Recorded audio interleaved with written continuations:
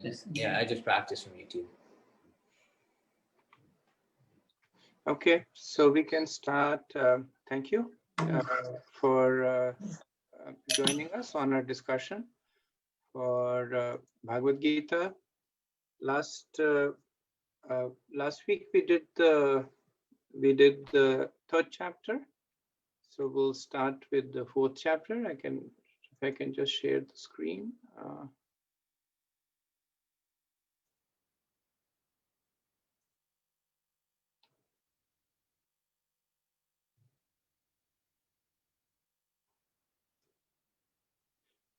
Okay, so we'll start as usual with a quick recap of the third chapter, and then we'll continue. So the fourth chapter is actually one of the simplest chapters.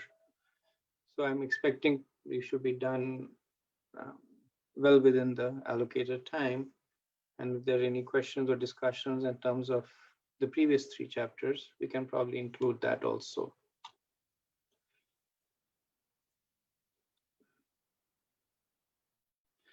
So quick recap, the 6 chapters in the first section, the mnemonic is OCK, TKD. And the first chapter is observing the armies on the battlefield of Kurukshetra. The second is contents of the Gita summarized. Third is Karma Yoga.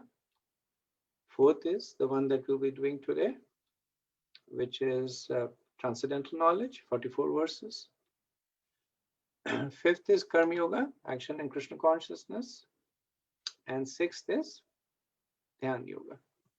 So first, these are the 6 chapters in the first section, which is in the general category of karma.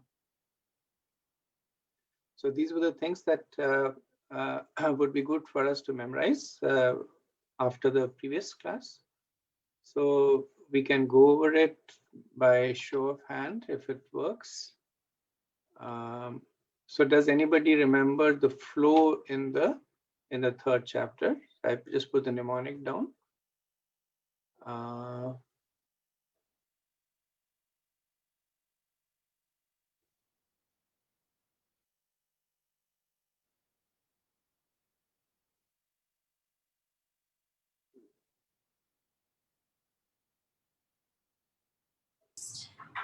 I already bought the place.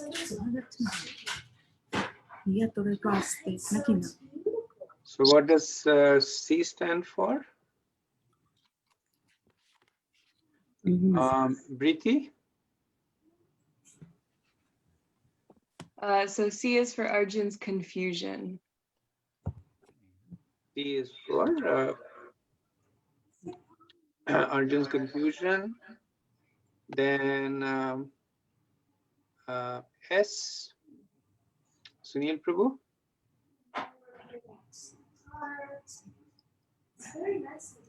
Sunil or Aradhana? I'm not sure who's raising the hand.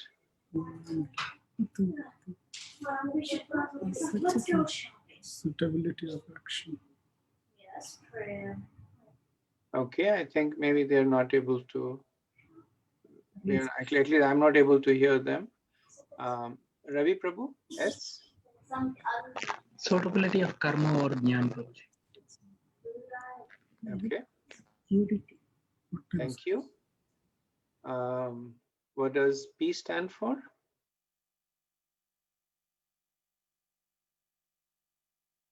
So the karma.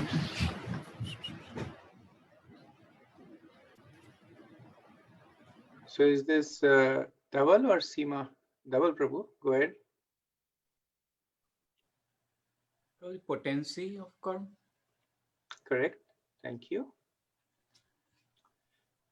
And let me see, I should probably.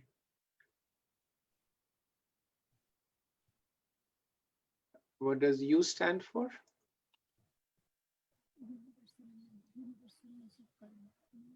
Universalness of karma.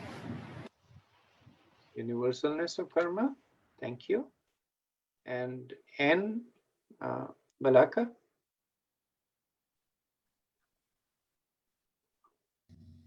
Non-performing your karma.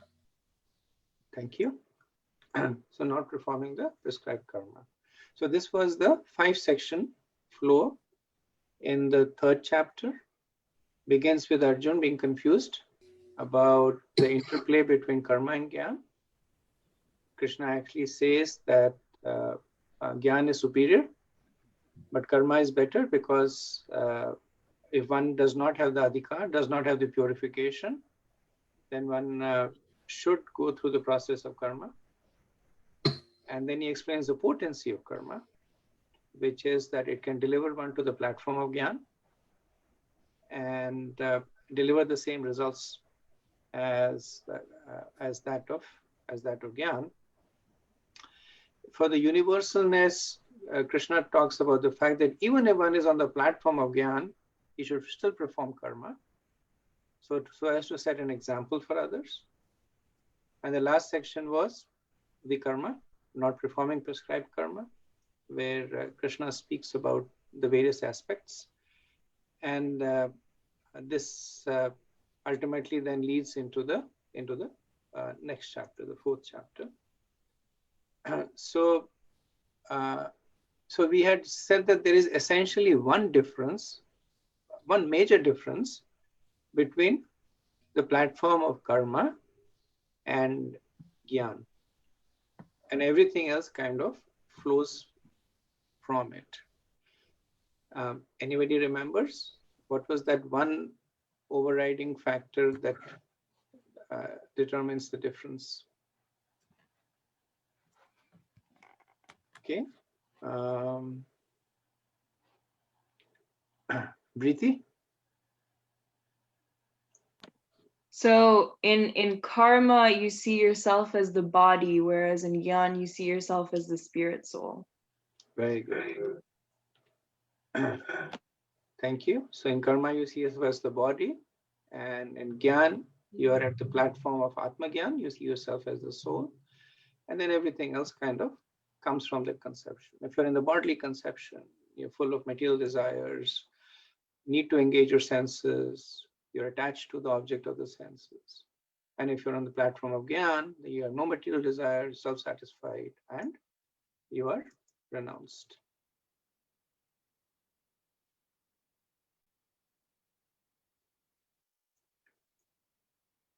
So potency of karma, understanding that it protects while we're advancing.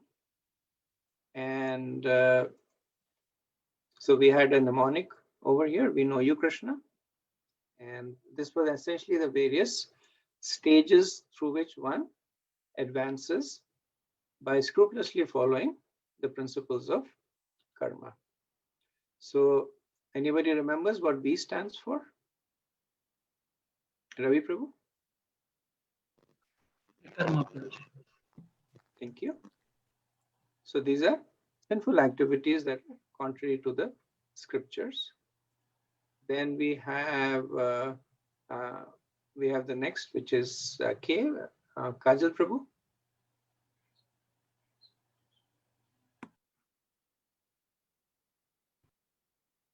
We can't hear you, Kajal Prabhu. I see your hand raised. Karmakand. K is? Karmakand. Karmakand. Thank you very much. And so these are basically pious activities that are performed through adherence to the scriptures, but with still material attachment. So one still has a desire to enjoy, but nevertheless, it is as per the scriptures. Okay, next one. Oh, I'm sorry. So the next one is Nishkam Karma, which is basically acting. Very similar to Karmkand, but the internal meditation is different, that the persons are no longer attached to the fruits of the activity. So the calm is missing. The calm is the desire. Next, Akshay Prabhu. Prabhuji, Karma Yoga. Yes, thank you. So next is Karma Yoga. So wherever there is yoga, that means Krishna is in the picture. So in Karma Yoga, you not only act with detachment, but you also offer the results to Krishna. And final K, Vikas Prabhu. Prabhu, Bhakti Yoga. Bhakti Yoga. So acting for the pleasure of Krishna. So this is the potency of karma if it is performed according to the injunctions. It can protect us from sinful activities, initially engage our senses and enjoy. As we do that, we also develop detachment. So we still engage our senses, but we act without any material desires. As we do that, we inquire more into the scriptures, we get more realizations, and then we come in contact with Krishna. So now we are acting without desires, but for the pleasure of Krishna. So no material desire, spiritual desire. And that takes us to the pinnacle of Bhakti Yoga. Very good. Thank you so much. So do we have somebody to recite the verse? It's already on the screen, but without looking at the screen.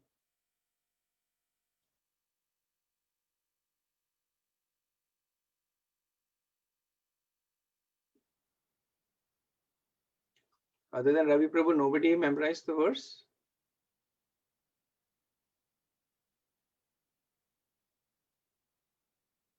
So verse memorizing important because, like I said, each verse is a mantra, and it connects us to the Gita and Krishna. Okay, Ravi Prabhu, you're the only one. Please go ahead. यज्ञशिष्टा अशिष्णन्तो मुच्यन्ति सर्वकिल विषये भुञ्जते त्वे अगम्पापा ते पचन्ति आत्मकारणात्. Translation also, can I tell you? Yes, Prabhu. The devotees of the Lord are fully released from all kind of sinful activities because they eat food that is first offered for sacrifice. But others who prepare food for their own pleasure, they verily eat only sin. Thank you, Prabhu. So this is an important verse for devotees and for everybody, because we offer everything we eat, we first offer it to Krishna. And Krishna here makes this point that if we don't, we are essentially eating sins. And the reason he makes this point is because even if you're eating vegetarian food, there is still himsa. There is still killing. You still kill the plants. And in the scriptures it is said that just the act of cooking, it results in so much of violence. When you light a fire, then so many creatures die. When you eat, then along with the food you eat so many other creatures which are burned in the acid of your stomach. So there's a lot of there's a lot of reactions just by the process of simply by the process of eating. So this recommendation is there. Yagashishta sanasanta muchante sarvikilvisha bhunjate tetagam papam. That if you don't, then you are eating only sins. Okay, so we'll start with our discussion of the 4th chapter, which is titled Transcendental Knowledge.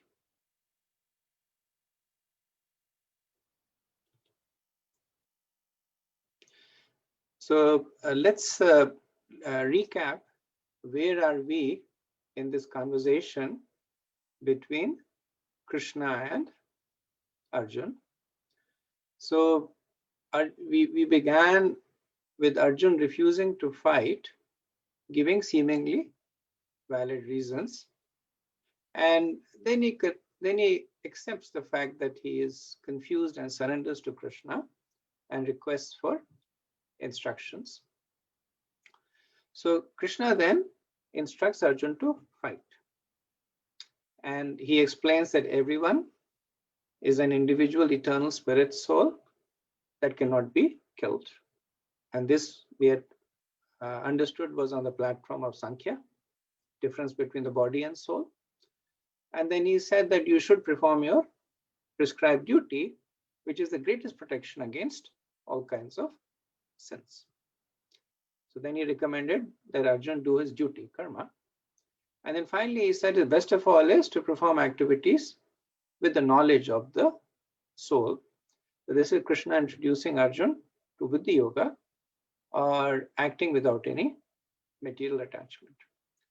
So this is a theme that will continue all the way till the 5th chapter.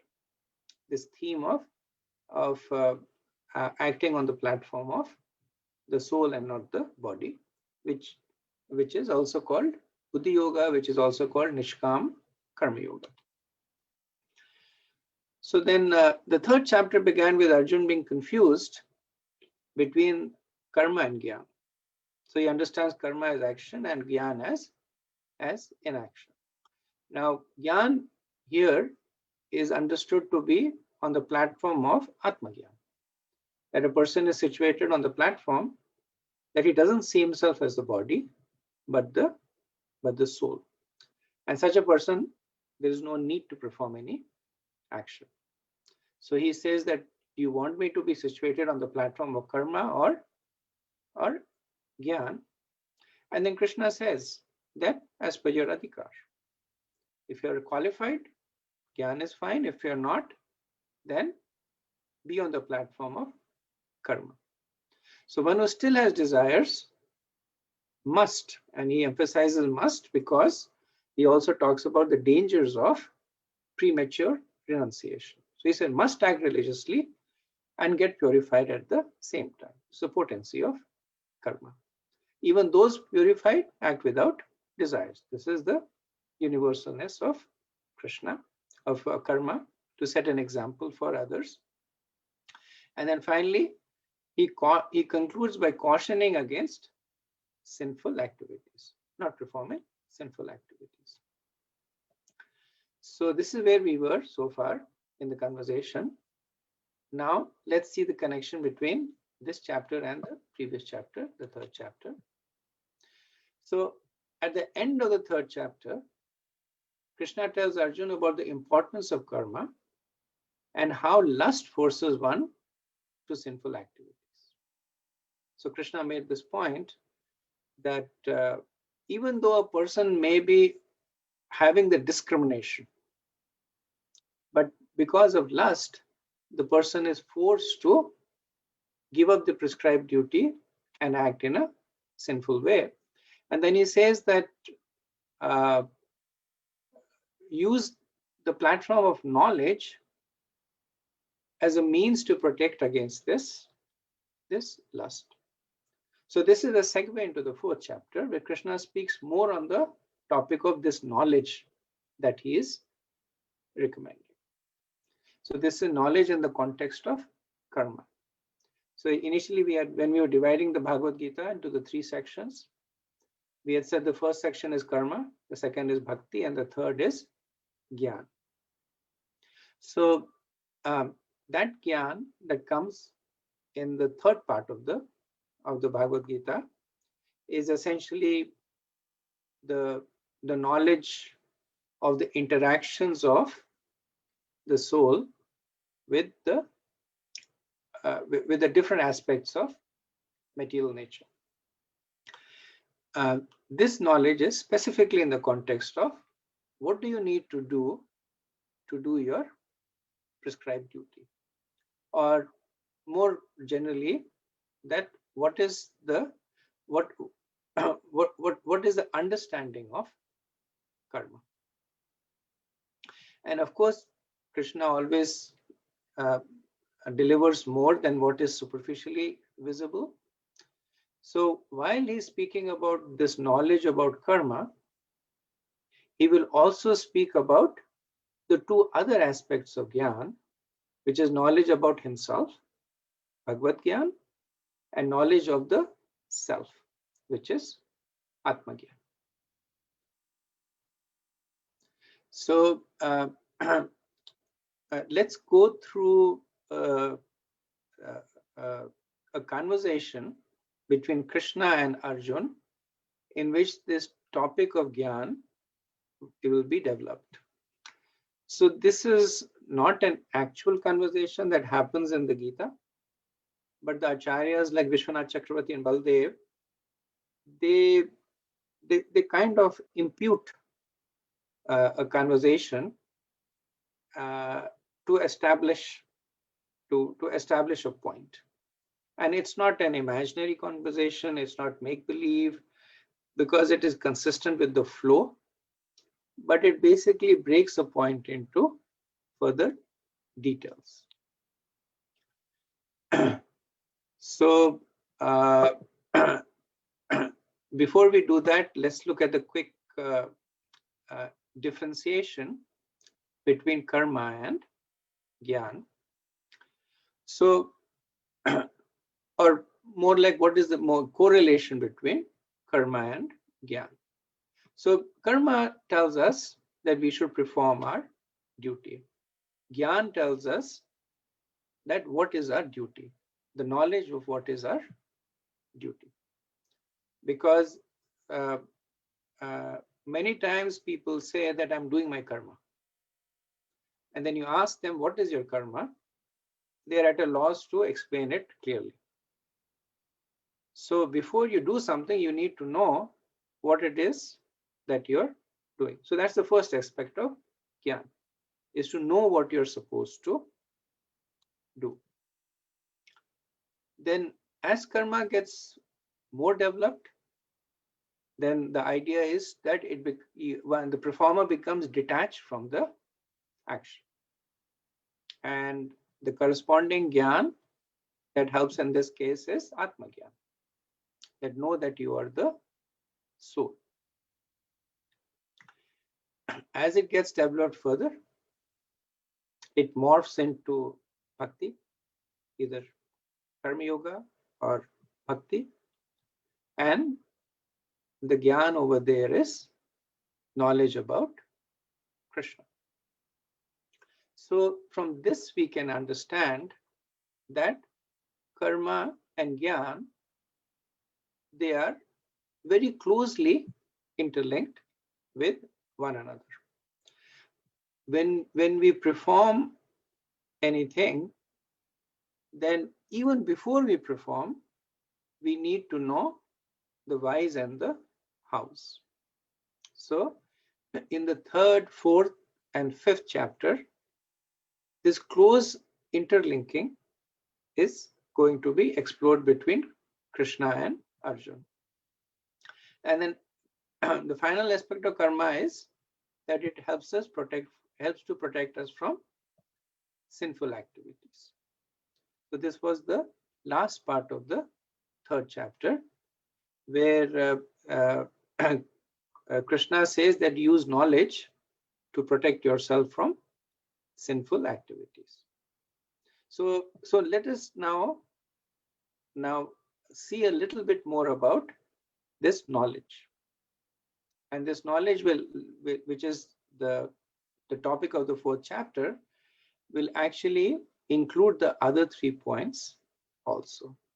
Knowledge about the duty, knowledge about the soul, knowledge about Krishna.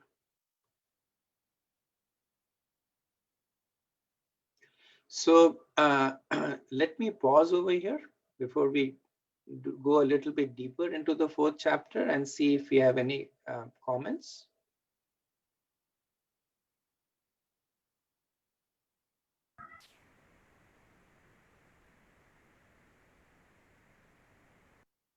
Okay. So the fourth chapter, which has 42 verses, is divided into 5 sections. And understandably, the underlying theme is knowledge. So the first section deals with getting the knowledge. And this is where Krishna also introduces himself to Arjun and to us. So the section covers the recommended way of getting the knowledge, and implicitly also what is not recommended.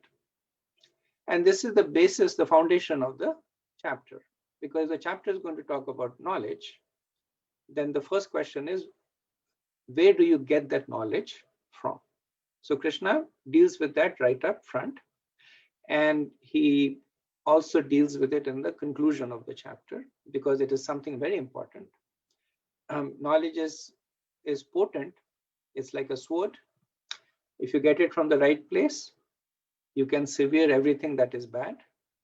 If you get it from a bad place, then you can cut yourself and harm yourself.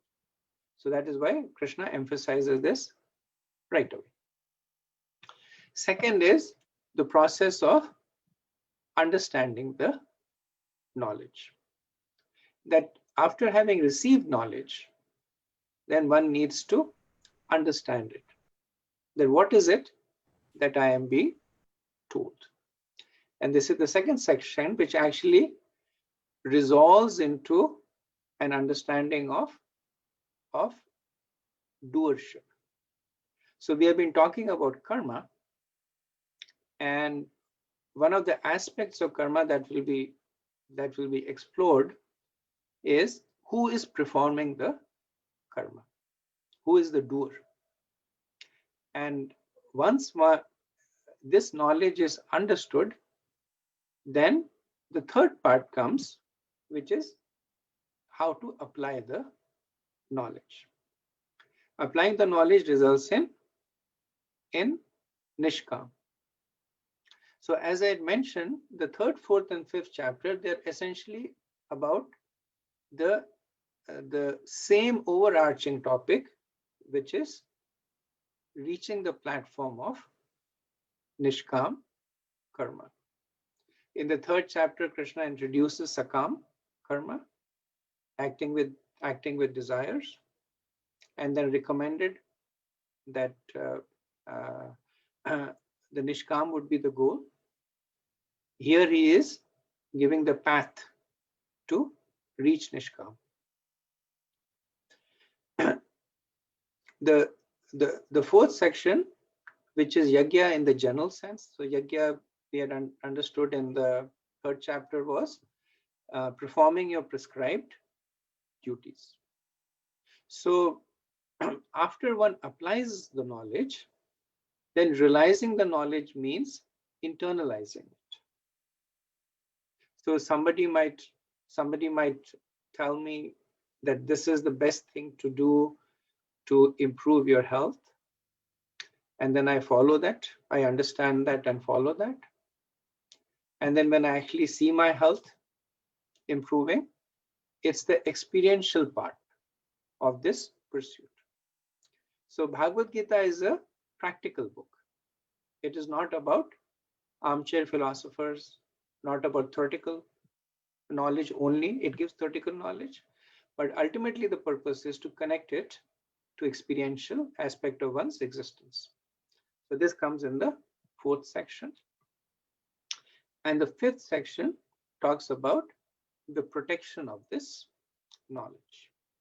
Because if you remember, Arjun started on this path in response to Krishna's recommendation of using knowledge to protect himself from vikarma. And he will end the chapter verifying to Arjun that yes, indeed, this is what will give you protection from sinful activities. So we have a new mnemonic over here. G for getting the knowledge, U for understanding, A for applying it, R for realizing it, and A for advantage of this knowledge. So first section. So it starts with the conversation that ended in the 3rd chapter, where Krishna says to Arjun that keep lust away to protect yourself from sins. And then Arjun says, but lust is very powerful. It is overwhelming. And Krishna says you can control lust by controlling your senses. So then Arjuna objects that the senses are strong. They are very difficult to control. Krishna says that then use your mind to control the senses, because higher than the senses is the mind. And Arjuna says the mind is fickle. Mind has a mind of its own. So difficult to control the mind. Krishna says then use your intelligence to control the mind. And Arjuna says that intelligence is subtle. How do I control intelligence? Because it is something that is very intrinsic in me. So very difficult to distill it from myself. And then Krishna says that you can control your intelligence by the right kind of knowledge. So he's connecting this very subtle aspect of one's existence to something that is more gross and quantifiable. So intelligence is subtle, but knowledge is something that you can actually wrap your arm around. So then Arjuna says that where do I get this knowledge from? And Krishna says from the Bhagavad Gita.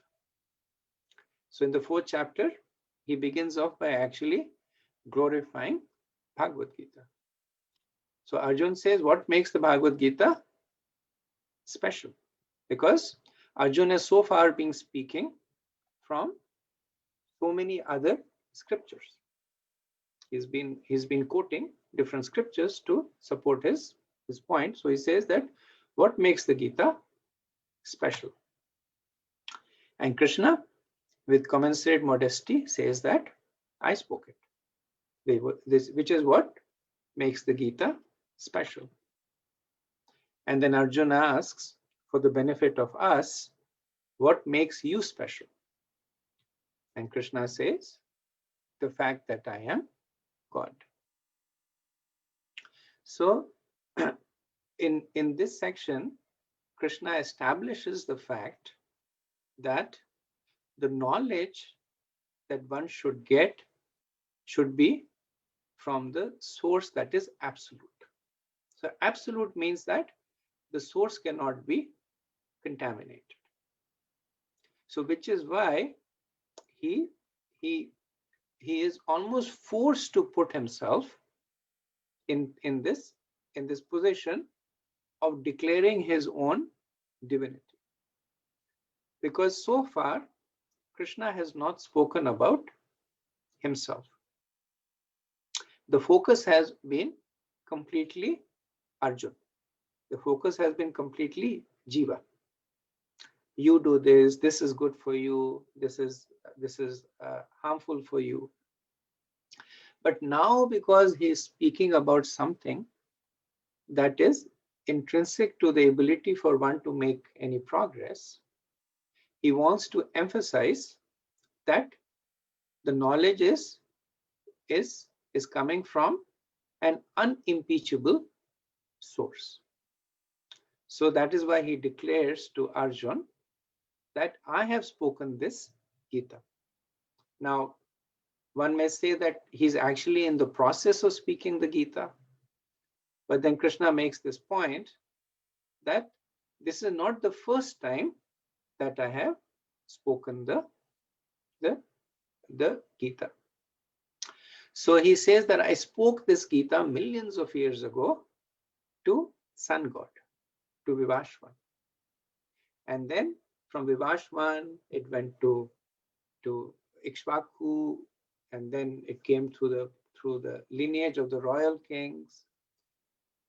And in this way, this knowledge has been received through the right medium. So he now talks about two things.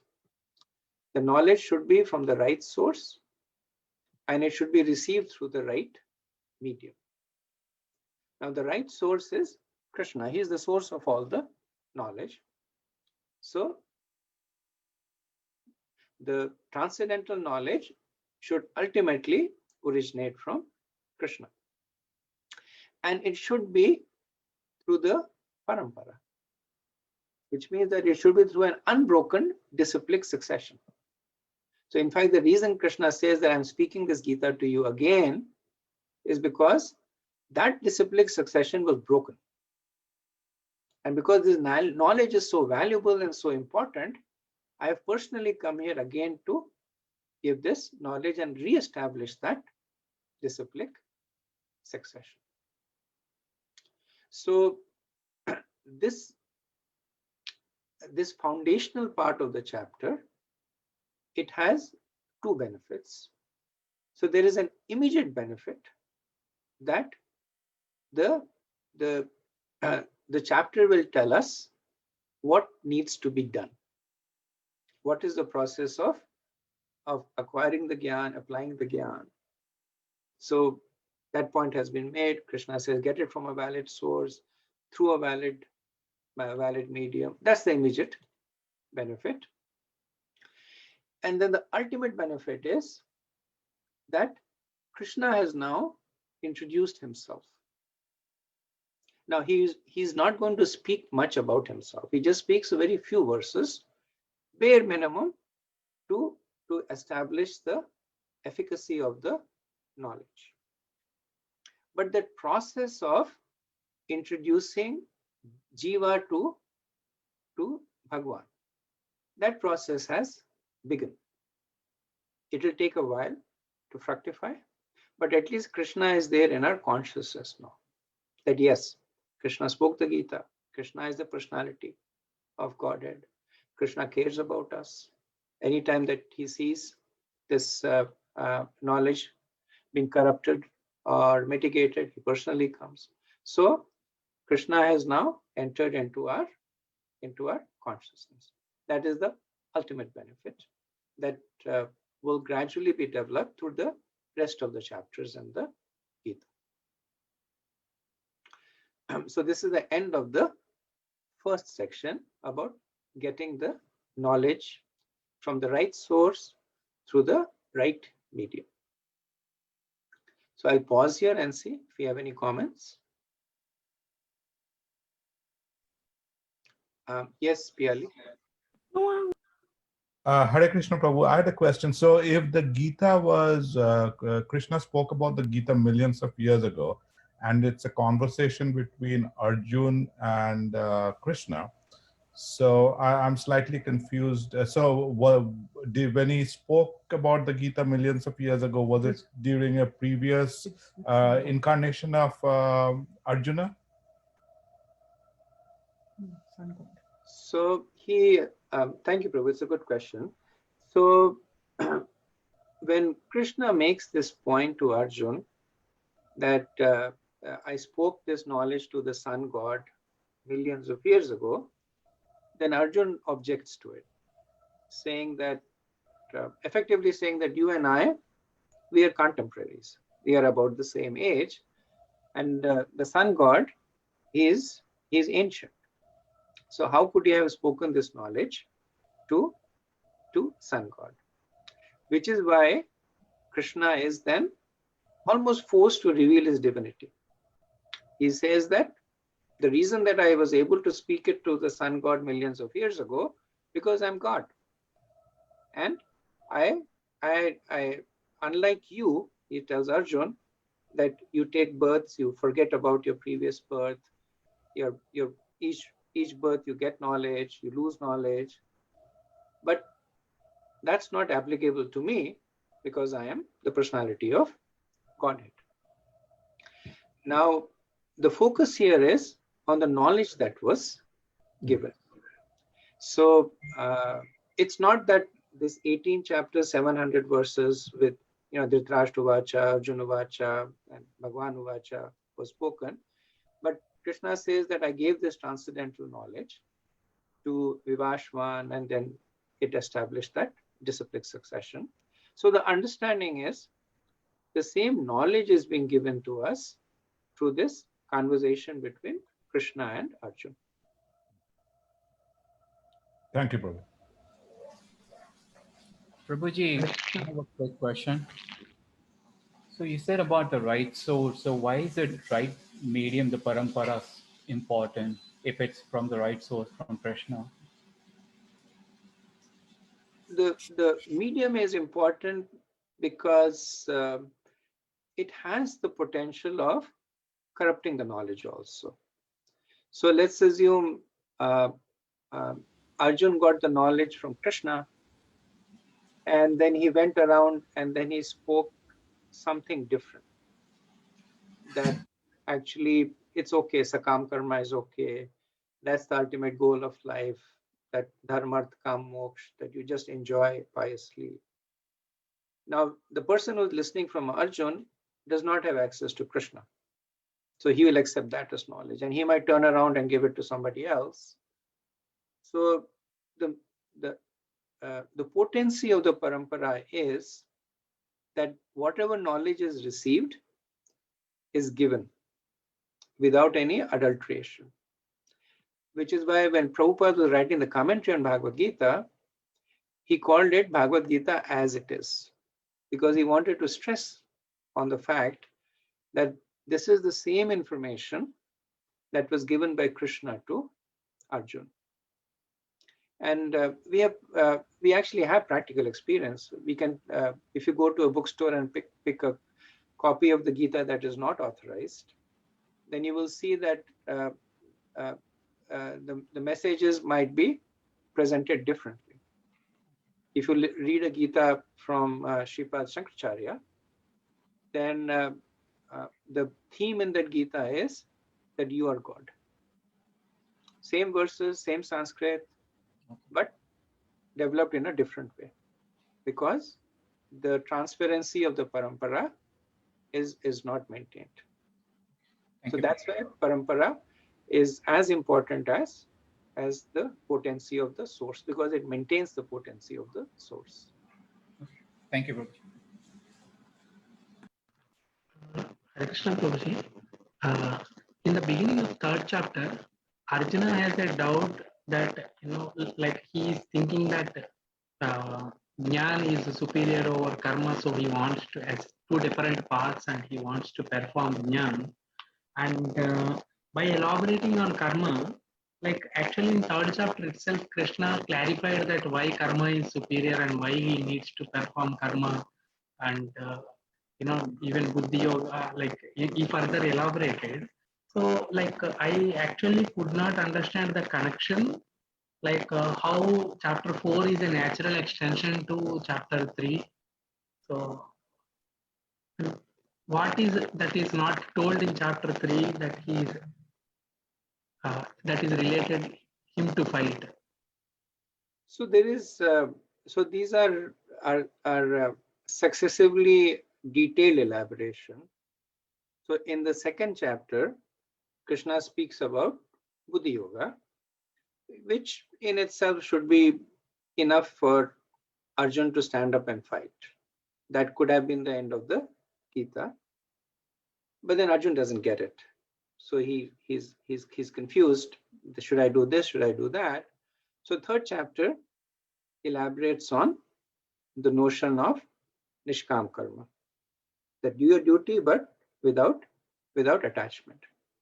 The fourth chapter is actually an extension of, because if you notice, there is no question in the fourth chapter. The fourth chapter is simply a continuation of that elaboration. That what is it that needs to be present for a person to be anchored on the platform of Nishkam Karma. That's the main theme of the chapter. But in doing so, Krishna will also, like I said, he introduces himself, and he will also build further convictions by taking this aspect of Gyan to a more practical perspective, So we will see later on that he will actually demonstrate to Arjun that karma and jnana are interchangeable. So in the third chapter, he had established a hierarchy. And in the fourth chapter, he will actually further clarify to show that that hierarchy is only there because of how we approach it. Really speaking, they are the same. So it'll come, I think, maybe in 2 sections away. Thank you, Prabhuji. And your explanation about our double Prabhu's question also is so empowering, Prabhuji. That because whatever you are telling us now, even if Krishna comes, that is exactly the same thing he would be teaching us. Is something when we think like that, this is so empowering. Yeah, that is Prabhupada's mercy that he has given us Bhagavad Gita as it is. And Prabhupada would say that all you have to do is repeat what I have said. And earlier on, when I first heard it, I kind of walked away with the sense that we just become parrots. And actually, that is not true. When Prabhupada says repeat what I said, Prabhupada means that you repeat the information that I've given you. We all have our own realizations. We all have our ways of explaining, but the essence of the information, like Swami Prabhu had asked that the Gita that was given to Vivashwan, was it the same Gita that is given to Arjun? So it is the same and not the same. It's not the same in terms of the conversation may have flowed differently. The question and answers may have been different, but it's the same because the information is the same. The knowledge is the same. That's the most important aspect. Okay, so we can proceed to the next section. So next section is that now that we have understood the importance of getting this knowledge from the right source and the right via medium, how do we understand the knowledge? What is it? What is it about? So in the third chapter, we had seen this cycle of karma, right? And talking about how this performance of prescribed duties pleases the devas. They send the rains. From the rains, grain comes. When the jivas eat the grains, they get the ability to perform their duties. And the cycle of yajna in this way continues. Now, where does this come from? Where does this cycle of yajna come from? And it comes from the scriptures, which come from Krishna. We had also looked at the varnashram, how the society or the humans are divided into different varnas and ashrams, and based on that, there are different prescribed duties. So where does the varnashram come from? The varnashram dharma also comes from Krishna. So looking at this, one would logically conclude that Krishna is invested. That when he's taking a jiva and putting the person in the Brahmanical varna, he's favoring that person. If a person is breaking the cycle of yajna, then Krishna gets upset at him and punishes him. So Krishna becomes envious of that person. So the understanding which is natural at this point is that Krishna, he becomes aligned with the activities that he is doing, whether it is in terms of prescribing duties or dividing the humans in the varnas and the and the ashram. But in this section, what Krishna says is that I am completely neutral. He says, I have nothing to do. Now he's doing all this, but he still says, I have nothing to do because I have no desire to either do the activity or to enjoy the fruits of the activity. Now, why is Krishna explaining this to Arjuna at this point? So what he is actually doing is that the first point he's making to the jiva or to us is that you are responsible for all of your actions. Don't blame destiny. Don't blame other people. There is only one and only one person who is responsible for everything that is happening to you, which is you yourself. So this is the first understanding of the knowledge that Krishna is giving us. Why is he giving it to us? So that we take responsibility. Because if we were to consider that, even if we were to consider that we are partially responsible, that itself would be cataclysmic, because we would constantly move the responsibility to the other person. If we say that Krishna and we are jointly responsible for what's going on. If something good happens, we'll take credit for it. Something bad happens, we will blame Krishna for it.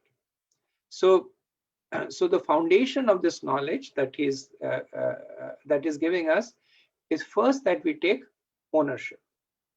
So Krishna says, there are only two sentient beings in the whole existence. There is Krishna and there is Jiva. There is nothing else that is sentient. The whole material universe, the modes of material nature, material energy, all of it is jad. It is insensient. So between these two sentient beings, if there is one action that is being done, then when Krishna says that I am not doing it, then he is implicitly and explicitly saying that you are doing it. Take responsibility for it. The second understanding that we get from this is that Krishna is using himself as a role model. He did that in the 3rd chapter, where Krishna says that if I don't perform my prescribed duties, the whole material world will fall into ruination. Here Krishna is again using himself as a role model in a slightly different sense. He's saying that, look at me. All of these things I am doing. I am the one that is creating these varnas and ashrams. I am the one that is creating this cycle of yajna. I am the one that has created the Vedas. But yet I am not affected by it, because I am situated as if neutral. So the lesson for us is that Krishna is doing all this and is not getting affected by it because of his conception of being neutral. If we also are able to do activities while situated in the mode of neutrality, we will also not be affected by the reactions to the activities. So these are the two lessons, two understandings that Krishna gives Arjuna and us in this chapter. One is we take responsibilities from our action, and the second is that we learn from Krishna the potency of being neutral. And this translates to Nishkam Karma. Same topic, That was introduced in the second, spoken about the third. Now, from a more practical perspective. So if you notice that the first and the second realizations are contrary to one another. So the first realization is that you're responsible for your activities. And the second is, I have nothing to do with these activities. Now, Krishna is using himself as a role model, but the message that he wants to give us is that understand that the best way to do your activity is consider the fact that you're responsible for your actions, but also the fact that you have nothing to do with your actions. This contradiction is actually resolved by the understanding of this knowledge. The fact that while we are responsible for the actions, we are nevertheless not the enjoyer of the actions. So if we do the activities as a duty, then that sense of being the enjoyer gets eliminated. If we do the activities because we are supposed to do them, then the sense of doership gets eliminated. So both these, the sense of enjoyer and doership, that gets eliminated, and then karma becomes nishkam karma by the influence of this gyan, by this knowledge. I think Somu Pyali had the hands up. You have a question or a comment, Prabhu? So, Prabhu, Haribol Prabhu, this is Piyali. So, I have a question. So, now the central concept of this particular slide, or when we are talking about the section 2, is like Krishna is neutral. Like, I'm having a hard time agreeing to that or accepting that Krishna is neutral. Krishna in every way is invested, right? He's invested in imparting the knowledge to Arjuna because, the discipline succession was broken before. He's invested in telling Arjuna in different sections how, and in a progressive way, what needs to be done, or what needs to be done. So, and then like I know that there are contradictory messages that Krishna has been saying, but how do you say that Krishna is neutral? That is what is confusing me. What do you mean by neutrality in this? When you say Krishna is neutral, do you mean Bhagwan is neutral, or do you mean that he's neutral to the activities of jiva, activities, or your knowledge, karma, all of that? What do you mean by neutrality here? Thank you. So that's an excellent question. And sometimes when Krishna says I'm neutral, it is confused with inact or passiveness. That people say that neutral means that you don't do anything. That two people are fighting, and neutral means that you stand there and don't participate in the fight. You don't favor one person over another. That is not the neutrality that Krishna is talking about or even asking us to follow. The neutrality that he is talking about is the neutrality of motivation. That he is not motivated to either enjoy or suffer. He is not motivated to favor one person or punish another person. The first verse in this section, the verse 11th, Ye yatha mam prapadyante tam stateva bhajamyam, and that actually describes this concept where Krishna says that as one approaches me, I reciprocate. So that is the definition of neutrality that Krishna is presenting. So when we are absorbing, so let's first finish the discussion about Krishna. So you made the point that Krishna is active, that he's trying to convince Arjun to fight, And in a larger perspective, he's very active. That the point that is the two right slides are making that point, that he's establishing the varnashram. He's the source of the Vedas. But the neutrality that he's talking about is that whether you take to the Vedas or don't take to the Vedas, it does not affect him. Whether you perform pious activities or sinful activities, it does not affect him. So his neutrality is that of motivation. It is not that of activity.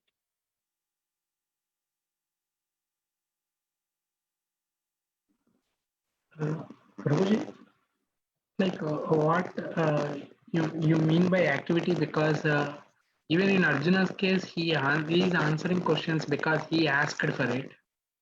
But because pretty much the message that I am feeling is, Krishna, if you do not approach him, he really doesn't care about you. Whatever it is supposed to happen, that will happen. So that doesn't touch him in any way. He don't really care about you, your existence. Only when you approach him, he will try to protect. So so that's not the point that that Krishna is making. So what Krishna is saying is that so I think I can establish a little bit of context here for why there is possible confusion, because we are all practicing devotees and we think like devotees, where Krishna is famously not neutral. Krishna, he will later on, he will say it over and over again when we reach the 9th chapter, that he says, yes, I'm partial to the devotees. So like the point Ravi Prabhu you're making, if you approach Krishna, he reciprocates. But that comes in the realm of bhakti. So he is not neutral there. But look at the mass of jivas who do not approach Krishna directly on the platform of bhakti. So the point that is making here is that I'm neutral to them. Now they are all. Why is one person punished and the other person rewarded? Because of this system that Krishna has created of the cycle of yajna, pious and impious activities.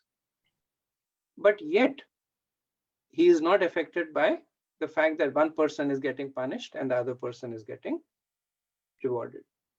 Srila Prabhupada would use the analogy of a judge, that the judge is sitting and there are people coming in front of him. Some person he acquits, some person he punishes, some person perhaps he rewards, not because he has any aversion or liking for the person, but simply because he is interpreting the law for them. So the judge is active. He's the most active person in the court. He is the one who is giving all the decisions. But he is also the most inactive person because he is neutral. One cannot go to the judge and say that you're giving all these decisions. Why don't you change the decisions? Because I can't. I'm just following the letter of the law. So the neutrality again is the neutrality of motivation. It is not the neutrality of inactivity. So I see a couple of people raise their hands. Go ahead. Whoever raised the hand, please go ahead and ask. So I have Balaka and Pad. Prabhu, I'm going first. So does that mean, like as per he has said that I am neutral, but I mean I have a special favoritism to my devotees. So does that mean anybody who is trying to follow him or approach him, he is not neutral to them, but to the rest of the people, he is neutral irrespective of their karma or whatever it is. Does that mean it is that? Absolutely. You said it better than I could have. Right. That's exactly what it means. Okay. Thank you. Just a few comments from my side, Prabhuji. I just love this part of the slide and the theme of this, because I can relate to. I mean, for everything, like sometimes something kind of appeals to you, right? It just kind of naturally gets connected, almost like a swabhavik way of looking at it. My way of looking at this, Prabhuji, is that I didn't know that Gita teaches that you are responsible for your action, because I thought that there's a lot of destiny gets into uh, play, and because I strongly believe this part of it, because while we are doing a job, I mean, just trying to relate with the job, being a manager, if we would always, maybe the modern management is taking the cue from Gita, because if you're not responsible for your action, you always will find excuse. You'll always, let's say, I've been born and brought up in a particular way, and I come to America and I have some way to bring in some level of rationalization and try to say my parents told me this, my grandfather was to do this, I was born and brought up in a particular way, and then I go for a psychological sessions or some kind of therapy, and they just thrive on it because they're just looking for to find all the excuses. They say, no, you just need to remold yourself. But when you start do a little more introspection and take full accountability of your action, even if no matter where you are born, not how you are born, where you are born, how you are raised, both the what and how, and bring that whole accountability to yourself, it just gets a phenomenal level of what do I call it, performance. And I'll get to that performance side of performing your duty. And that's actually segue to the next point that it says that you don't that niskama karma that you're saying, which is not an attachment to the results, and you kind of you're not doing it for a means to an end to get something, but you are ending it in that activity itself. You don't know what it gets you, but you just finish that activity because you're just doing an activity and make it wholeheartedly. Whether you are writing a code or you're project managing it, or even while you are giving your discourse, you're not waiting for a clap. You're just doing it because it just gives you that joy or whatever it's called, right? I mean, you're not doing it to get popular. You're not doing it to whether 10 people are clapping or listening, or somebody not putting the video on or doing something, multiplexing it. You're just doing it, right? When you do that way, it becomes an end in itself. And that's where the neutrality comes in. Like, I don't care. It is so much in that activity, and you are detached from the activity, yet you're performing the activity. And then taking full accountability. And that, when that gyan that you're saying, that wisdom dawns anew, that it's a magnificent feeling. And when you were talking on this slide itself, I was just about to relate to something that I kind of do it, do it, I wouldn't claim anything out of it, but it's a very natural, and I just love it. Everything about the slide and this part of the discourse is just an aha moment for me. And thank you very much, Prabhu, for that. I didn't know that Gita has it as it is. It is such a principle of modern management. And every successful manager that in my life that I've seen, or the employees who are kind of in between, in the theme of this, in the framework of this, responsibility, accountability, and not attached to that. Even if there's a goal, even if there is a target, I'm not. It's like one of my mentors would always say, let's say, Pat, I give you a target of 500 million versus a billion.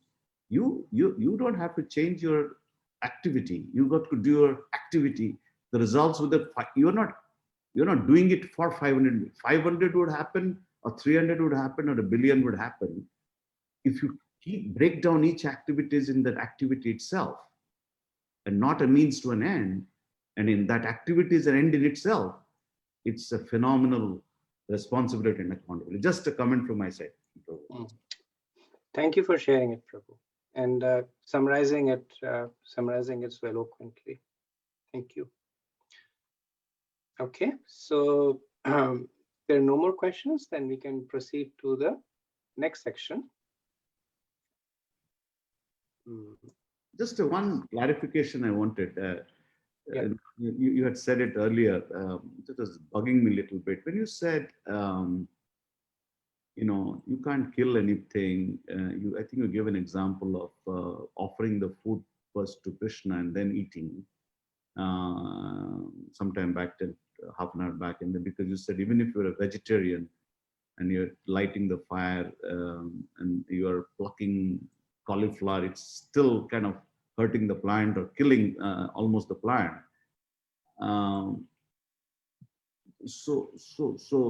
But at the same time, he's saying kill. You have to kill in the battlefield. So he's just. I know it's a lot of contradiction. It's probably that's where he's forcing us to contradict and then understand it more and more, because there is no contradiction. I think the understanding becomes weak. Just like you said beautifully, that when you first heard it, to repeat what Prabhupada said, your first reaction was, I don't want to be a parrot. Why would I repeat it? But at the same time, when you have practiced it yourself, you realize that repetition is not parrot. It's just that such beautiful truth. No matter how much you repeat it, you still feel that you need to repeat more. So what is that killing, ahimsa, yet we are killing in this conversation in the battlefield? No, you must kill. And that's a little bit confusing to me from a killing part of it. That means because I understand ISKCON, the devotees here, we don't eat non-veg and all that. That means we're not supposed to kill. And or am I okay to kill and offer it to Krishna? And am I okay to be a non-vegetarian? What is it? I'm a little confused on that side. So there are two aspects to it. So the first aspect, as you pointed out, is that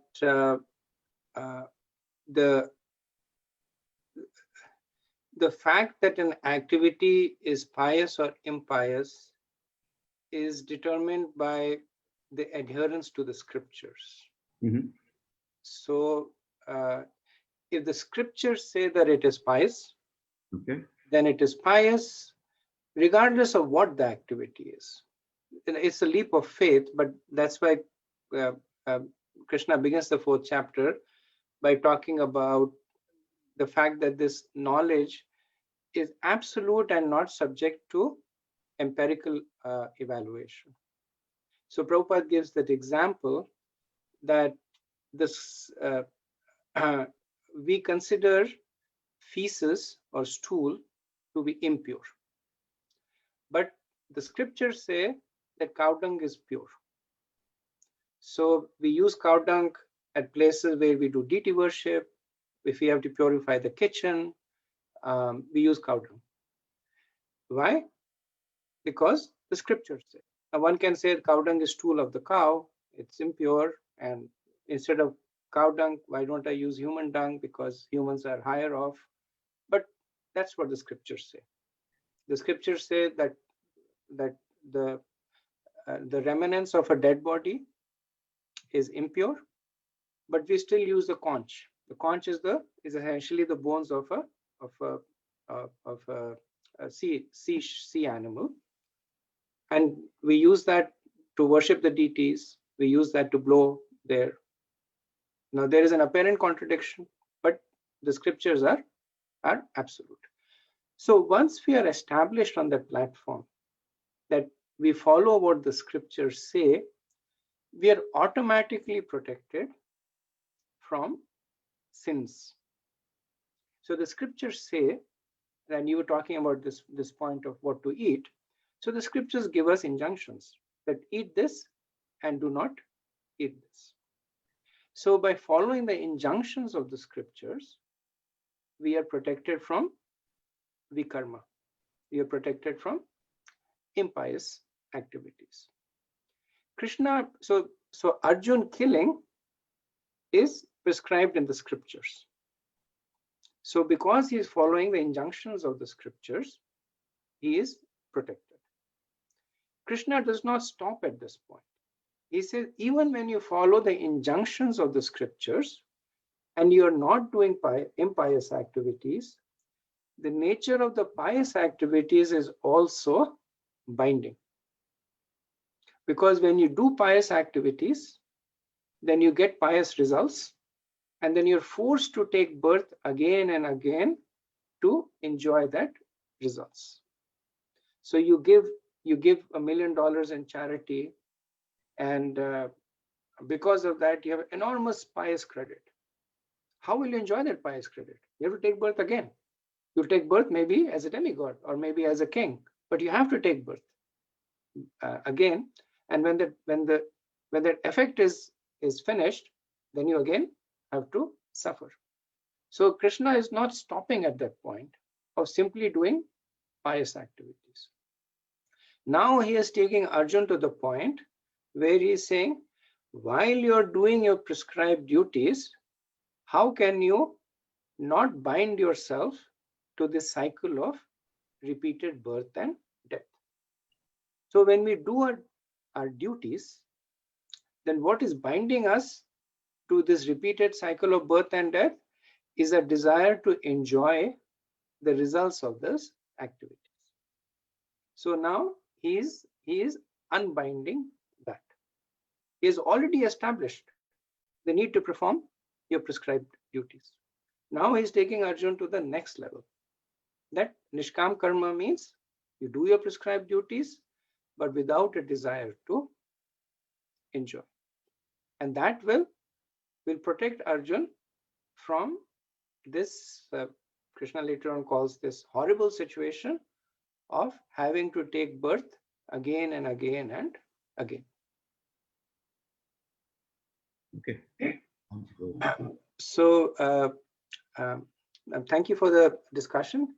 So this transition, what this slide basically is essentially giving us that understanding that we just discussed, that you have to do your prescribed duties, but not bound to the results of it. And to inspire us, as I said, Krishna uses himself as an example.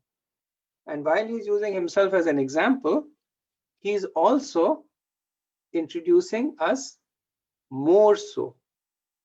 So Krishna is more and more coming into our consciousness. So he first introduced himself as the speaker of the Gita, our ever well-wisher. So the one from whom all the scriptures are coming. Now he is again introducing himself as the one who is supremely neutral. So we get inspired by his neutrality to follow in his footsteps. And we also take ownership for our activities, that we don't develop aversion to Krishna. Sometimes when we suffer, we blame it on God. And because of that we suffer, we begin to develop aversion to God. In fact, that is one of the primary reasons for atheism. That when people suffer, then they refuse to accept the fact that they are responsible for it. So they blame God. And then the ultimate way of executing that blame is that they kill God and they become atheists.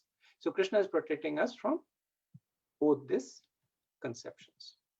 So this is the second section of understanding the knowledge.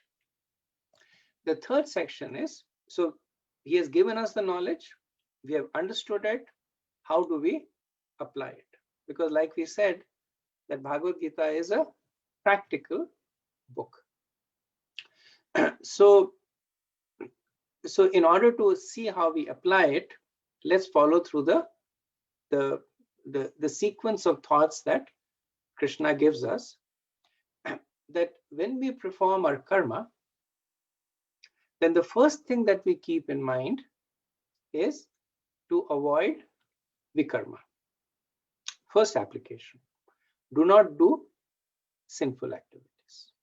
That protects us from falling down from the human form or going to the hellish planets.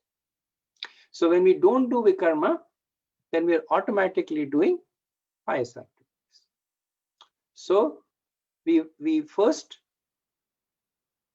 understand what the scriptures tell us and follow the injunctions of the scriptures. Now we apply this transcendental knowledge that Krishna has given us. And what is that knowledge? That the reason that we are bound to the cycle of birth and death is because of our attachment to the fruits of the results. So if we perform our activities with detachment, then there will be no reactions to the activities, and we will be at the stage of Nishkam karma. And this Nishkam karma is non-different from Gyan, which means that there is no difference between karma and Gyan. So the practical application of this knowledge is that through the performance of karma, we will reach the stage of Gyan. We don't have to endeavor separately for it. And the cycle again is straightforward and self-explanatory, that we understand the do's and don'ts, we follow the do's, but we do the do's without attachment to the results. Because of our lack of attachment, we don't suffer any pious or sinful reactions to the activities. So we execute Nishkam karma. Nishkam karma, so this last arrow is important and needs some explanation, that how does Nishkam karma result into Atmagyan? That karma is activity and Gyan is understanding. So this is something that gets more elaborated more in the next section, but ultimately this is the key takeaway from this section of the chapter, that when we apply this knowledge, when we act according to this knowledge, we will be elevated automatically from the platform of karma to Gyan. So Gyan is Atmagyan, which is knowledge of the soul, or being situated on the knowledge that you are not the body but the soul. So Pyali or Somu had a question? So Hare Krishna Prabhu, when you put this slide together, it kind of again re-explains the previous slide you had in the previous chapter, where Arjuna had thought of karma and jnana to be like, two different paths going towards a goal, versus when Krishna says, no, they're not two different paths, but they're dovetailed together, with jnana being a little higher than karma. So this actually explains the whole thing much better. I was just going to make that comment. It does. That's why the fourth chapter is more or less an elaboration of the third chapter. Krishna made the point in the third chapter, but he takes Arjun in a more systematic way. Thank you for pointing out.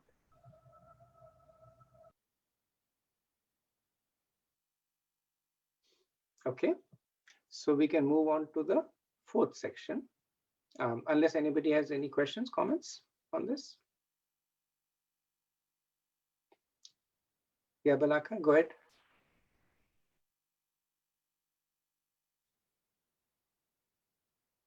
Go ahead, Balaka. Oh, I was just wondering, like, should we discuss it now or after you finish it, looking into the constraints of time? Do you have a question on this slide? Yeah, I have on Nishkam Karma, but I mean, I can take it up later on also, I think so, because that might involve a little bit of discussion. Okay. Okay, sure, we can do that. And we have Dhaval Prabhu, go ahead. Yeah, Prabhuji, I just have a question about, like you mentioned about the Nishkam karma, and then one gets to that elevated level of Gyan, which is of soul realization. So how does one gets the consciousness into the stage of consciousness? Does that come first, or is that after the Gyan karma one gets into the stage of consciousness, like within? Very good question. It's also the segue into the next section. That question is actually answered in the next section. So without further ado, let me go to the next section, if it lets me go. So how does doing your prescribed duty in the manner that was explained in the previous section actually elevate you to the platform of Atmagyan? Because karma and gyan in a way are related but incongruent. That karma is you do, you keep doing your stuff, and gyan is you know. So if I tell you something and you keep doing it, then you're limited with what I tell you.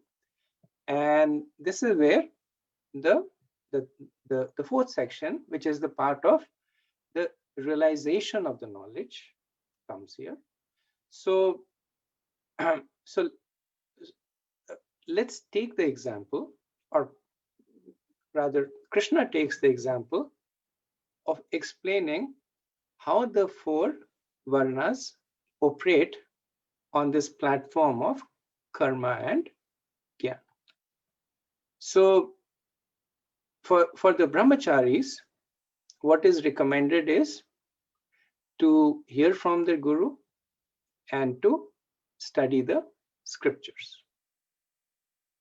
For the grahasthas, what is recommended is to give in charity and to have enjoyment in a controlled or pious way. For the vanaprasthas, what is recommended is austerities, basically to get out of the grahastha mode and to perform astanga, which is again a way to separate yourself from the bodily conception. And for sannyas, the focus is on absolute celibacy and detachment from the material conception.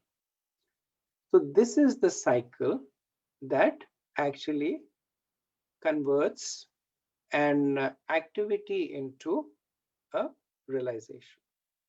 So when a person is in a particular varna, then the first row that we have spoken over here is the knowledge of what needs to be done.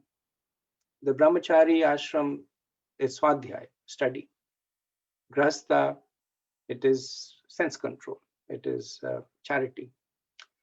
But when you act according to that knowledge, that gyan changes into something else, which is called vigyan.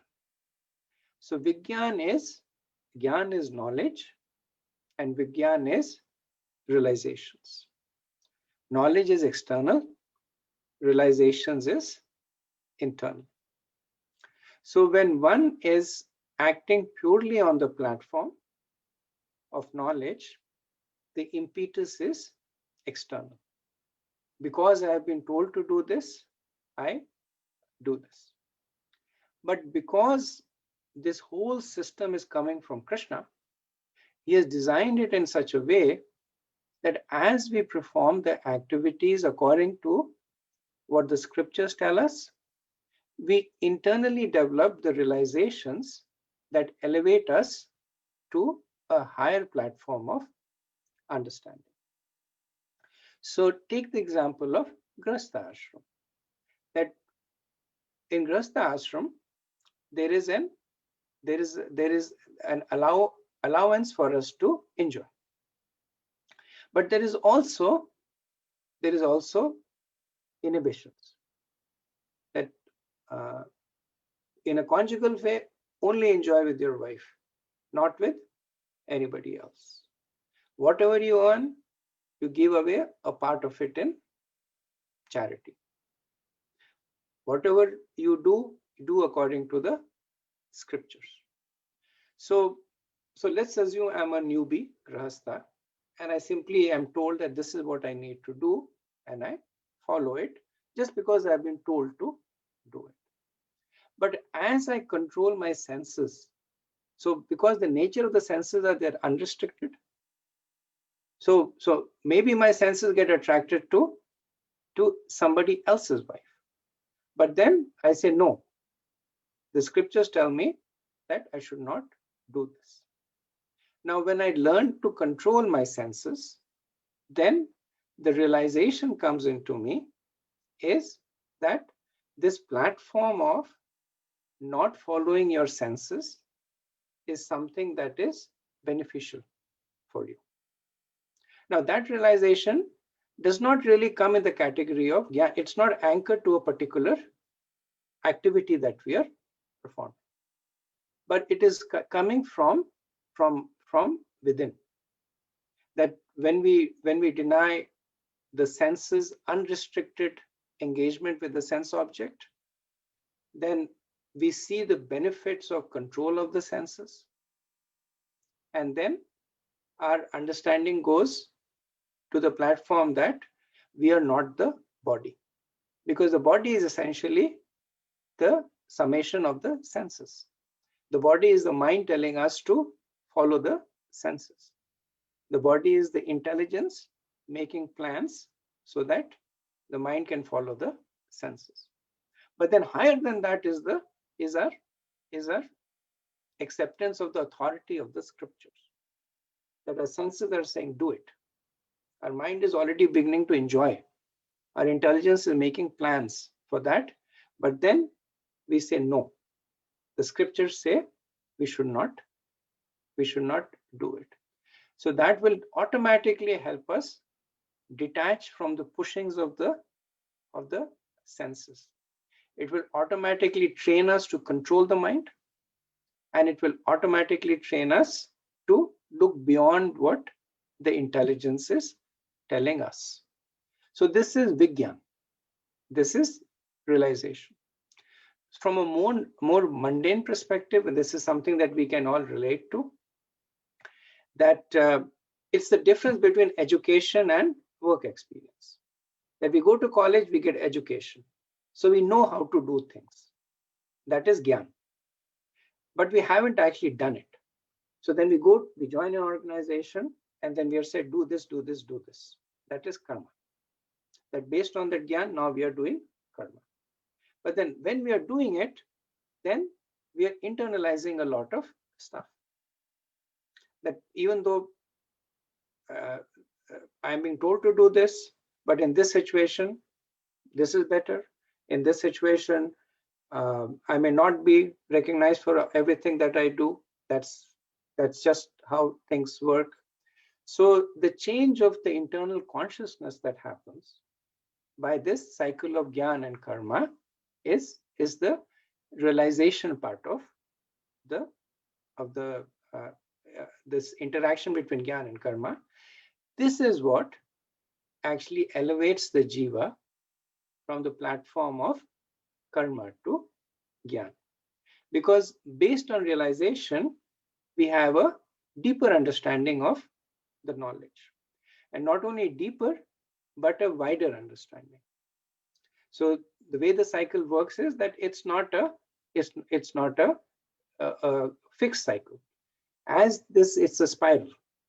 That as the Gyan through Karma results in realization, then our scope of knowledge increases. This is what Krishna is trying to do in this chapter.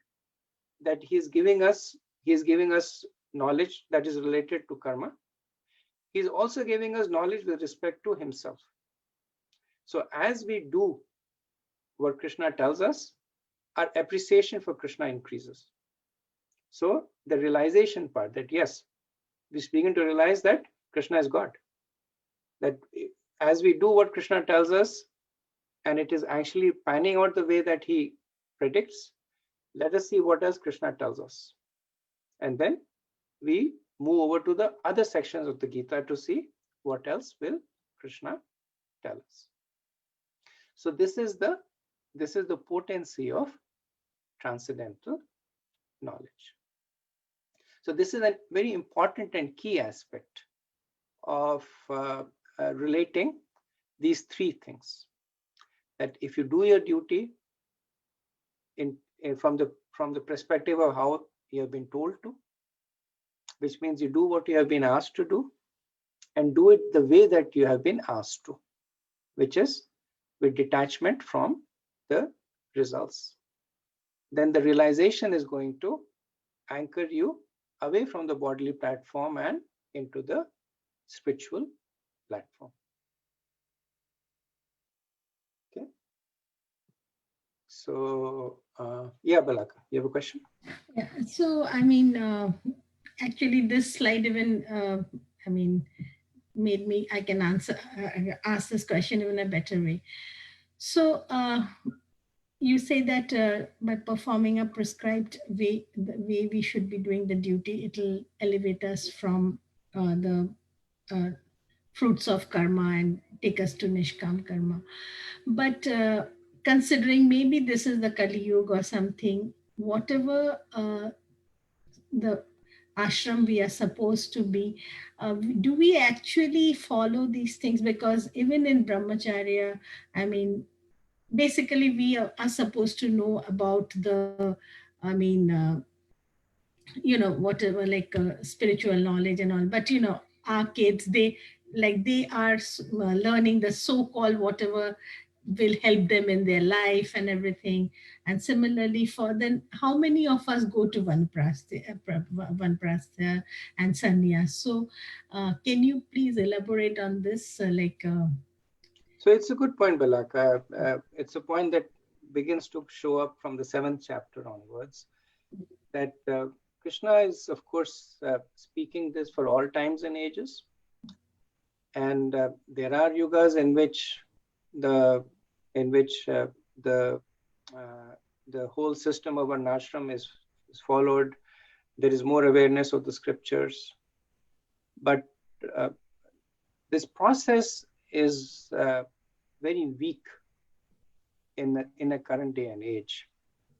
Now we still study it because it still allows us to. So we have what is called abhas. So we have a sense of our ashram. We take a particular job based on our propensity or our qualifications. We do the job. We try to live a pious life. It does not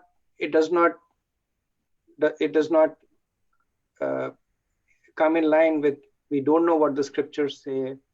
We don't really have this formal process of being taking a varna. It's more organic, but nevertheless it's there. So it is still applicable for us. But the point to make is also valid, that this is not the process that we can take shelter of in the current day and age in its entirety. We still take shelter of it. We still, when we do, we try to do according to the scriptures. We try to be moral, right? And we still do without being too invested in what happens to that, to the result. But this is not the process that will take us to perfection, which is why Krishna, then he speaks from the 7th chapter onwards, he speaks about the process of bhakti, where we don't have to rely on this cycle of purification through karma, jnana, and vigyan for our advancement. Thank you. Okay. Just one small question, though.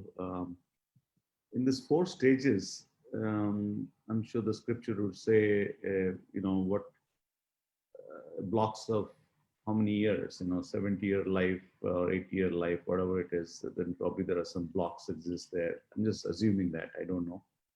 But, how am I so sure that, I'm going to live till 80, so that means I must have stage 3 vanaprastha for the next 10 years. That's question number one. Question number 2, is there somebody has to, or it is the ideal way to do from brahmachari to sannyas, or somebody can do a fast track from brahmachari, go straight to sannyas at the age of 20. He doesn't need to go to grihastha and gets all these experience. And obviously each of stage, I'm sure there is enormous experience and that is that living, that life, both learning, making mistakes or whatever, I don't know, but I think there is an enormous experience in that. But are there problems if there are somebody says he wants to go from brahmachari to straight to sannyas? He learns the scripture, learns it from the guru, and you know what? I don't want to go through this grihastha and vanaprastha, whatever those two in between stages are. I just want to So get into that. understand the question. So I guess the first part is that this four. So they are varnas, right? These I'm sorry, these are ashrams. So the ashrams are not like a fourth of your life. Oh. The ashram is just, if you 25 years as brahmachari, 25 years as grahastha. If somebody leaves their body when they're still in the grahastha, then naturally they don't get an opportunity because nobody knows when they're going to leave the body. Yeah. In terms of, I guess what you were saying, jumping ashrams, that is exactly what Arjun is trying to do, right? He's trying to go from brahmachari, from grahastha to sannyas. Oh, So okay. he's a grahastha, he's a kshatriya, his duty is to fight, and he's saying, I'll take sannyas. I will go to the forest and I will meditate there. And Krishna is saying that no, you haven't gone through the purificatory process that these ashrams will offer you. Yeah. So as a grahastha, you learn sense enjoyment but sense control. As vanaprastha, you learn austerity. And then you're ready for sannyas where you're fully heat up. Yeah. So that's why Krishna makes this point that at least when you're following this varnashram, you need to go through the process, act in a way that is appropriate to your varna and ashram. Just like no child can be, overnight going to be an old man. He has to go through his youth to, midlife, whatever, 2 years. So I guess, yeah, I think it kind of sharpens your realization and wisdom and knowledge and everything at every stage. Yeah. That nothing will a fast track. Yeah, absolutely. Yeah. But Prabhu, I mean, answering to Pat Prabhu's question, in ISKCON, we do have devotees who are like, who do not go into the Grihastha ashram, and they from brahmachari, they do go on to I mean, not directly to sannyas, but they do not go through the Grihastha ashram, right? So again, that's the path of bhakti. All that I'm saying is in the context of what's been spoken right now, which is varnashram.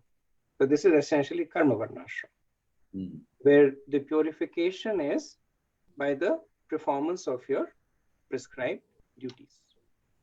When we are following the path of bhakti, the rules of engagements are different. And the best way for us is to wait for it until those rules are revealed. Sachijivan Prabhu, you have a question? Yeah, Prabhu, it's just a question just to validate. In this platform of going from karma to niskama karma and then to jnana and vijnana, especially in this age of Kali, when the karma kanda is kind of difficult to follow and also difficult to get fructified, sometimes people have a negative realization about what has been described or prescribed in the Shastras. So that sometimes lead people to lose faith in the Vedas or the scriptures, whatever it is mentioned. And that may lead to kind of creating confusion and people fall apart. So my validation point here is that what Krishna probably would be suggesting in the next few chapters, that better than this is Bhakti Yoga, where all these questions will not come. So my point of discussion or validation is when someone goes in this path and have a negative realization, what is prescribed in this particular chapter for that? So the danger of following this path is that there is no safety net. So the first point that you made is that Krishna will then establish a more superior path with a safety net is accurate. But yes, if one whimsically gives up their prescribed duties, there's no safety net. They go down the vikarma route, and they basically have to suffer the reactions to it. If one continues to perform their activities attached to them, there's no safety net. They will continue to take birth over and over again. But if one follows the process the way that it has been given, then the process is the safety net. So so we are not trying to negate the process, because Krishna obviously has given it to us and the process is bona fide and valid. But we also have to appreciate the fact that in the current day and age, it is a difficult process to follow. Now, if I were to take to this process and say that, okay, I will follow this process, I will find out that as a grahastha, what are my duties, do those duties, and develop a mood of doing it with detachment. And then as I do it, because all these duties are designed in such a way that the theoretical understanding of me acting with detachment then becomes practical. That I don't have to will myself that let me be detached from it, but I actually become detached. So that is the protection within the process, as long as you are following the process. If you're not following the process, there is no safety net, which is why this is considered to be Prabhupada says that the process is fraught with many dangers and risks, which is that of fall down. Thank you, Prabhu. That clarifies. So let me move on. I'm running a little late.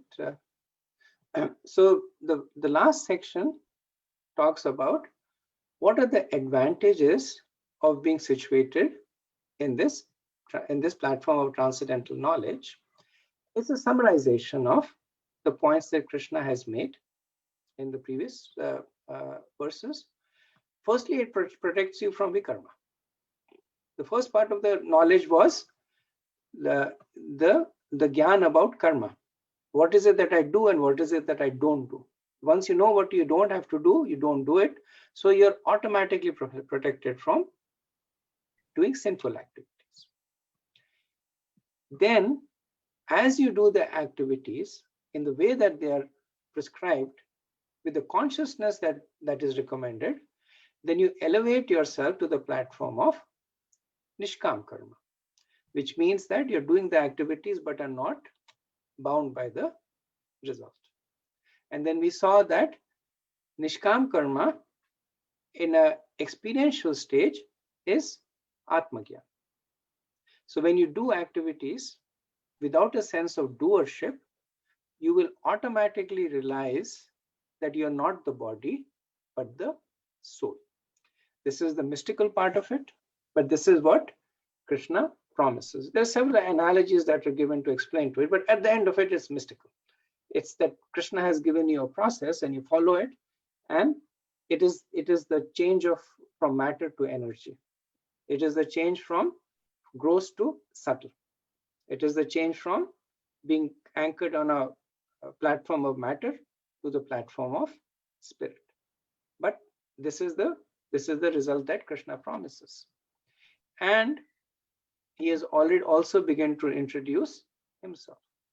So when we say that I will follow the Bhagavad Gita, then within that is appreciation of the speaker of the Bhagavad Gita. When I say that I follow the scriptures, there is appreciation of the source of the scriptures. So Krishna begins to come into our life, which is the ultimate benefit. And Krishna ends the chapter with probably his most relevant instruction, that because this knowledge is so potent, because it has the ability to take you all the way from vikarma to Bhagavad Gyan, you should get it from a bona fide representative. Same point that he made at the opening of the chapter. At that time, he was speaking about himself and the parampara. Now he speaks about it from a more contemporary perspective, that one should approach a bona fide representative who is part of a bona fide disciplic succession and get this knowledge from that person. So this is the concluding part of the fourth chapter. And this also leads into the verse that we are supposed to memorize, which is the importance of approaching a spiritual master. Very, very famous verse, one of the verses that Prabhupada loved. Tadvidi pranipatena pariprashnena sevaya ubdakshanti te jnanam jnaninas tattvadarshana. Just try to learn the truth by approaching a spiritual master. Inquire from him submissively and render service unto him. The self-reliant soul can impart knowledge unto you because they have seen the truth. So please memorize the verse. The quick summation that Gyan begins with knowledge that enables us to act with an understanding of the purpose. So Gyan is understanding of what you need to do. That's how it begins. That what is it that you need to do and what is it that you should not do it. It matures into working without attachment. The Nishkam Karma. Then it leads to the knowledge of self, Atma Gyan, and to that of the Lord, which is Bhagavad Gyan. As long as we are true to this knowledge, we are protected from fall downs. So Sachidevan Prabhu's question, that what is the protection? The process is the protection. As long as we are true to the process, we are protected. If we leave the process, then there is no protection. And the final point, that since it is so important, one must obtain this knowledge from a bona fide guru in an authorized parampara. So things to memorize for the next week. The 5 sections of the 4th chapter. What is Gyan? That Krishna wants Arjun to have. So all these are tagged as, remember, slides if you go through. How does one get this knowledge? How can karma and Gyan be the same? What do karma and Gyan? How do karma and Gyan protect each other? How can one be protected from sinful activities? What is the overall flow? The summation of the 1st chapter, and then the verse that we wanted to memorize. So quick recapping of the mnemonics. The 3 sections of the Bhagavad Gita are Karma, Bhakti and Gyan. The 6 chapters, I won't go through them, you probably remember them now. The 5 reasons: compassion, enjoyment, fear of sinful reactions, destruction of society, and indecisiveness. The 5 divisions is Arjun's confusion, Sankhya, Karma, and Buddhi Yoga, and then finally Sthita Pragya, which is one situated on the platform of Buddhi Yoga. The 5 divisions of the 3rd chapter is the confusion of Arjun, the suitability of karma, the potency of it, the universalness of it, and not performing sinful activities. The 5 advancements in karma is Vikarma, Karma Kand, Nishkam Karma, Karma Yoga, and Bhakti Yoga. And this is what we had this time, which is the 5 divisions of the 4th chapter, which we studied just now. So with this, I will pause. I apologize for being over time. I'll try and be better in terms of organizing my time. Any concluding thoughts or comments? Prabhuji, I have a question, Prabhuji. this that jnana, karma, and vijnan, that cycle, because based on the varnashram system, when one follows that cycle, so will that definitely lead to the transcendental knowledge, Prabhuji? Because one may keep perform his duties, and but the realization part, will it definitely lead everyone to get that realization, or it is only when application is fault is where the problem is? So that's what I had said. That was a little bit of the mystical part, the converse, the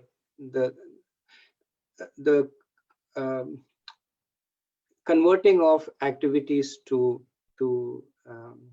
realization.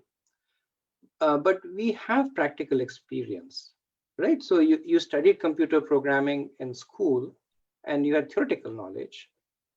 And then when you took up a job, then you started doing it. You started applying that knowledge. But then as you started doing it, then you developed a much deeper understanding of the knowledge that you got. You understood more about the nuances. Knowledge just basically tells you what is there. Vigyan tells you about the application, that this is where I will use this is where I will use that, this code is applicable over here. So that is that is Krishna's promise. So we have to understand that it is inviolate, because if it happens whimsically, then why would Krishna ask everybody to follow the system of varnashram? So as one is doing the duty, as one is doing it with the knowledge that has been given to them, that this is the prescribed duties, and the consciousness with which you do your duty is that of detachment. So this prolonged and this activity is a prolonged activity. So this prolonged effort of controlling the senses at some point morphs into I am not the senses. And that's the Vigyan part of it. That's when it becomes Atmagyan. If you am not the senses, then what am I? I'm sentient, I'm conscious, but I'm not the body. Then the only place where it can repose is that I am the soul. Quantifying it is a little difficult to say that if I do my activities for 10 years or 10 lifetimes, it's difficult, but the process is there. There is no question about the process not working. All that needs to be done is to follow it scrupulously. Sure. Thank you, Prabhuji. And one small question, Prabhuji. Like the Nishkam Karma Yogi, he performs without any desires, and then, so the Nishkam Karma Yogi only experiences Atmajnan, Prabhuji, or after performing Nishkam Karma at one point, he reaches the stage of Atmajnan? Because it looks synonymous to me. It's not synonymous. It's not synonymous. So that's why the focus is given on the fact that it's a process. So as the process is followed, when you keep doing these activities, developing your detachment muscles, that I'm not attached to it. Earlier on, the detachment is from the more gross form of attachments. The most gross, what is the more gross form of attachment? That I am the enjoyer. So earlier on, that's the detachment that you get. That I earn $100, but I give 20 in charity. That means I'm not the enjoyer for that $20. Relatively, still difficult, but relatively easy to do. That then at some point grows into this conception. Not only am I not the enjoyer, I am not the doer. So not only do you forego your right to enjoy the fruits of the result, you don't even consider yourself the proprietor for that activity. that you are doing. That will then mature into the stage that if I am not the enjoyer, then who am I? If I am not doing these things, who is where is all these activities being done from? And then one is forced to take shelter of the spiritual concept. So forced, I'm using it in a positive way, that just by the force of the realizations that come, the person takes shelter of the spiritual conception. But it's a process. It's not that as soon as you become nishkami, you're automatically at the stage of Atmagyan. It's not like a switch that goes on. And Prabhupada mentions that this is a process that can take several lifetimes. So it's a process of gradual purification and elevation. Once you're at the platform of Atmagyan, you don't have to take birth again. So that's the termination of your material life. But coming from the stage of I'm the doer and I'm the enjoyer to the stage that I am a spirit soul, that is a process that takes its own time, and it's a process of gradual cleansing. Yes, Prabhuji. So at the stage of Nishkam Karma, he is not a transcendentalist. Still one step behind a transcendentalist. Only when he becomes... He's on the way of being a transcendentalist. I think I had one more hand. Sachi Jivan Prabhu, was that you? Hare Krishna Prabhuji, this is Amrita. Hare Krishna Prabhuji. I just wanted to add my experience to the answer you and Balkadi gave for Pat Prabhuji's questions, like how to transform from brahmacharya ashram to sannyas ashram. Is there a new way, depending upon the short lives or uncertainty of the lives? I have seen one of my friends, Jain friends, her nephew, he took sannyas at the age of 11. In ISKCON, we know like there are a lot of levels and lot of eligibility criteria to switch from one level to another level, and sannyas is the utmost level one can achieve. But in Jain community, I have seen they used to get the kids to their Gurukul while they are now having some vacations, like summer vacations, and they put their kids for few days to experience how the things, their studies and the lifestyle the sannyas people leading. And if anyone getting interest to those things, they used to have a trial of 6 months or something, and if still they are interested, then they used to get the sannyas. And those type of sannyas are so austere. I can say the grihastha and Banaprastha, they will be totally eliminated direct from the brahmacharya to sannyas life. So that they don't use electricity, they don't lots of studies they have to do, their shastras and austerity, lots of austerity. They will not stay at home, they have to leave home, and after a few days your parents are not allowed to meet too often, and lots of things. So just my comment is, there are a lot of communities, they appreciate this process, and it's happening here even. This is my just addition to your and Balkadi's answer to Pat's Prabhuji's question. Thank you, Mrita. Thanks, Prabhuji. Okay, so we'll end over here, and so I think because we went over time, I'm open to whatever the group says. We generally have one round of chanting and Narsingh Dev prayer, so we still want to have the Narsingh Dev prayer. Is everybody okay with chanting one round? I am okay, Prabhuji. I don't know how many people would be. Yes, Prabhu. You're okay? Okay. Yes, So, Prabhuji. okay, thank you. So we'll have Narsingadev prayer. I understand we have a designated Kirtanier. Krishna is singing, right? Is Priya there?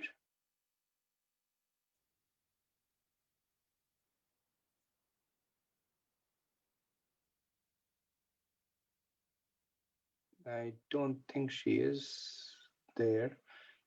I remember Indulekha saying that Krishna is going to be singing. If not, then maybe we can ask Preeti, would you like to do the lead the Narsingadev prayer?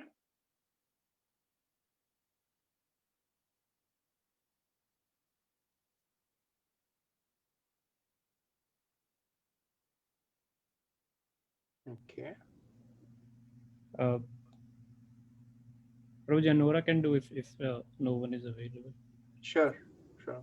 Let's ask Anura to do it. Okay, Nora.